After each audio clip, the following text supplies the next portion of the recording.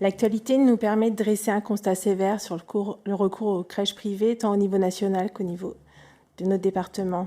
Le livre Les Ogres du journaliste Victor Castanet met en lumière de nombreuses dérives et arrangements avec la législation, comme le fait de déclarer les mêmes professionnels sur plusieurs établissements en même temps pour augmenter artificiellement les effectifs.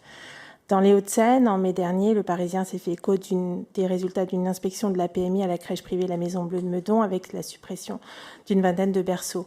On sait que les agents de la PMI sont en première ligne pour assurer le bien-être et la sécurité des enfants dans ces crèches et on ne saurait suffisamment louer leur travail. Au-delà de ces cas exposés par la presse, nous voudrions des détails sur cette activité. Combien d'inspections du type de celle de la Maison Bleue sont réalisées chaque année? Quel effectif parmi les agents du département est mobilisé pour ces tâches de contrôle? Cette année, d'autres crèches privées ont dû revoir de fond en comble leur organisation, voire ont dû fermer du fait de ces contrôles.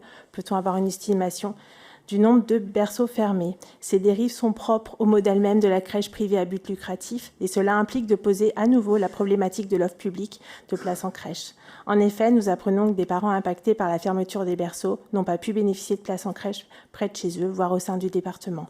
Ne serait-il pas temps d'augmenter notre offre publique afin de proposer des alternatives abordables et sûres aux familles alto-séquanaises et d'éviter les dérives d'un modèle à but lucratif peu scrupuleux ?